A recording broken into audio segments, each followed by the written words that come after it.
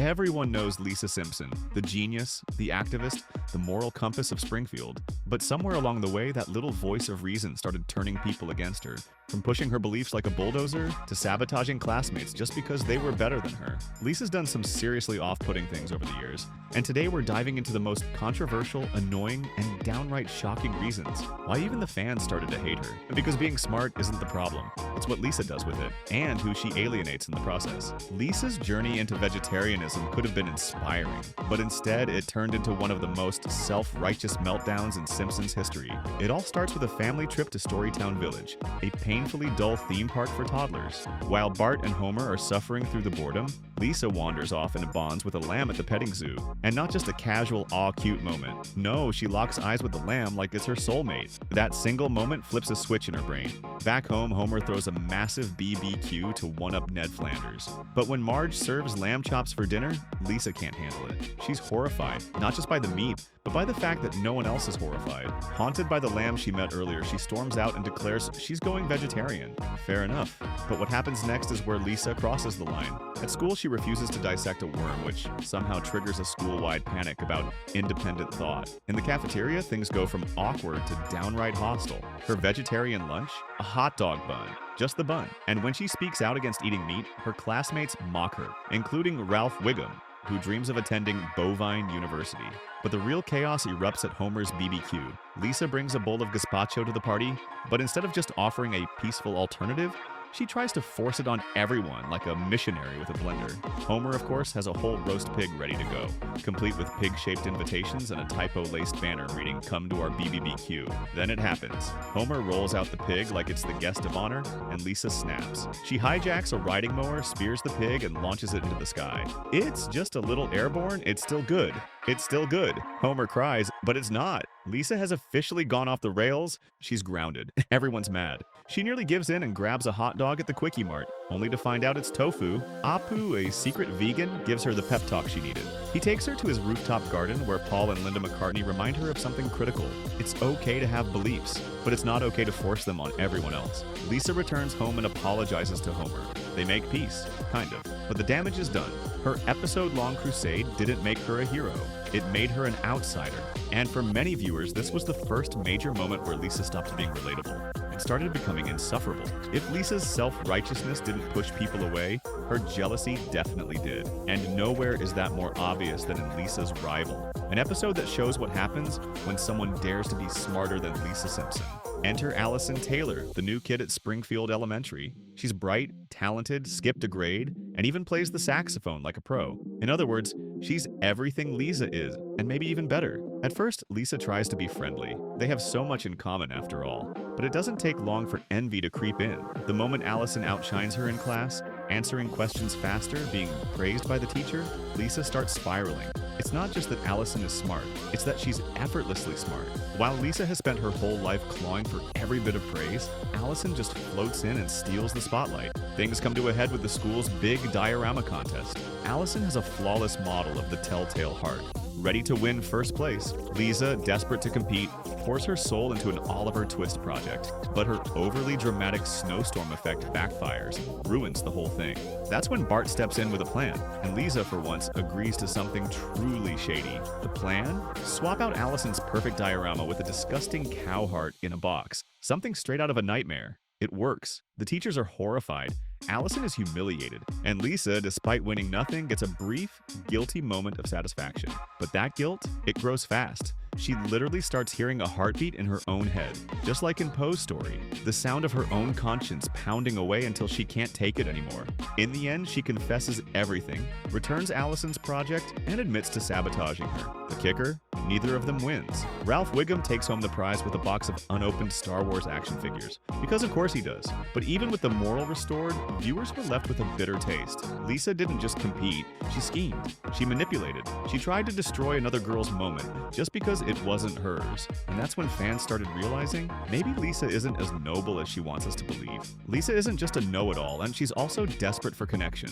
And when she finally finds a friend, it's almost as complicated as she is. Enter Juliet from Lisa the Drama Queen, an artsy, super smart girl who's just as obsessed with fantasy worlds as Lisa. The two hit it off instantly, bonding over a shared escape, creating a magical realm called Aqualia. full of knights, queens, and epic battles. At first, it seems like Lisa has finally found her perfect match, someone who truly gets her. They dive headfirst into this fantasy world, leaving real life in the dust. Schoolwork? Who cares? Reality? Forget about it. But this isn't just harmless fun. Juliet is running away from a harsh home life. Her dad's a cold academic snob who dismisses her creative side completely. Aqualia is her escape, her refuge from reality. Lisa gets so sucked into Aqualia that her grades tank, and Marge steps in. She warns Lisa that Juliet is a bad influence, a dangerous distraction. But instead of backing off, Lisa doubles down. Together, they run away to a castle-themed restaurant, determined to live their fantasy for real. That's when things take a dark turn. The local bullies, Jimbo, Dolph, and Kearney, trap them and try to destroy their precious Aqualia manuscript. The fantasy world Lisa built starts to crumble. Even Juliet turns on Lisa, ending their friendship with a harsh goodbye.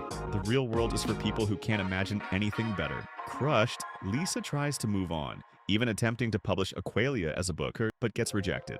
Meanwhile, Homer escapes into his own ridiculous fantasy where Bart is a hot dog and Maggie's a monster truck. The episode ends with Lisa painfully back in reality, friendless and shaken. It's a brutal reminder. Lisa's thirst for connection often leaves her isolated. When she does find someone who understands her, it either ends in heartbreak or chaos. And maybe that's why so many people just don't want to be her friend. Lisa's intelligence often sets her apart, but sometimes it puts her straight in the firing line of a town, desperate for comfort, not truth. Take the Lisa the Skeptic episode.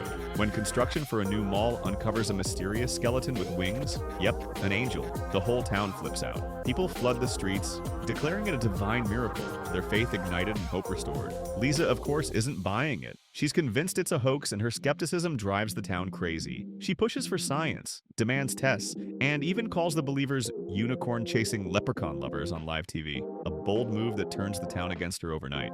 Chaos erupts. Scientific institutions get vandalized, mobs form, and Lisa is blamed when the angel disappears. She's arrested, cast as the villain for refusing to accept what everyone else wants to believe. Then, in a final twist, the angel reappears with a chilling message. The end will come at sundown. It's a publicity stunt for the new mall, engineered to rake in customers with a sensational story. Lisa's anger boils over. She calls for a boycott, but the townspeople ignore her and rush to buy bargain pottery and cheap goods. She's left isolated, furious that her rational voice was drowned out by greed and superstition. This episode perfectly captures why Lisa rubs so many people the wrong way. Her refusal to join the crowd, to accept comforting lies, makes her a target.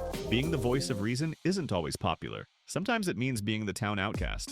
Lisa isn't just at odds with her classmates. Her rivalry with Bart takes center stage in Lisa on Ice, one of the most intense sibling battles ever aired. It starts small.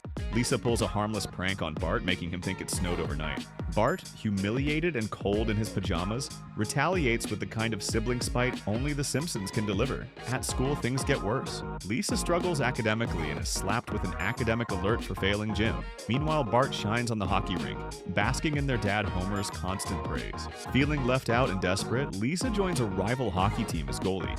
And surprise, she's really good. Suddenly, Homer shifts his attention from Bart to Lisa, hyping her like a champion. This only fuels Bart's jealousy, and the rivalry explodes into full-blown chaos. The family is torn apart, with Homer openly rooting for one child over the other, and Marge desperately trying to hold the piece together. Bart's frustration drives him to sabotage Lisa's reputation, while Lisa's competitiveness pushes her to the edge. The big game ends with a dramatic penalty shot showdown, but instead of fighting, the siblings remember the moments when they had each other's backs. They drop their rivalry and hug it out, calling a truce. For viewers, this episode exposed another side of Lisa, her fierce pride and how it can isolate her, even from family. She's brilliant, sure, but that brilliance can come with a hard edge that pushes people away. Lisa's life takes a dark and unexpected turn when she crosses paths with the Springfield mob in The Mysterious Voyage of Homer. Okay, not exactly that episode's title, but close enough. It starts with Otto fangirling over Metallica, while Bart, in classic mischief mode, steals the school bus and somehow runs over a moose. Meanwhile, Lisa meets Michael, a quiet new kid whose dad just happens to be Fat Tony, Springfield's notorious mob boss. Most kids steer clear of Michael once they learn who his dad is, but Lisa, ever the curious one, sits with him at lunch and discovers a surprising secret. Michael's dream isn't mob business, it's cooking. This is the moment for Lisa to connect, but it backfires. When Fat Tony's rivals ambush him, Michael tries to cool the tension, embarrassing his dad and earning a mobster's wrath. Suddenly, the mob's expectations fall on Michael, who just wants out. Homer, ever clueless, embraces the mob lifestyle, dragging Bart into the chaos. Michael watches in horror as the Simpson family gets sucked deeper into mob drama. Things escalate quickly.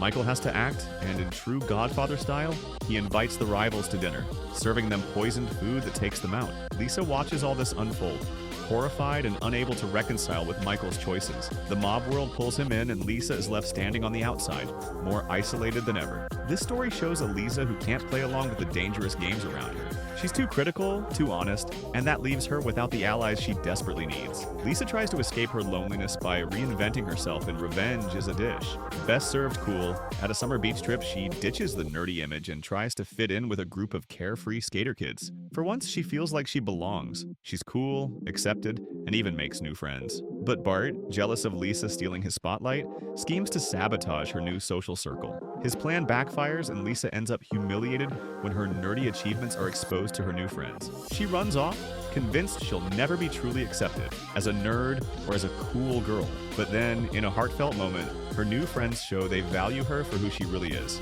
smart, kind, and genuine.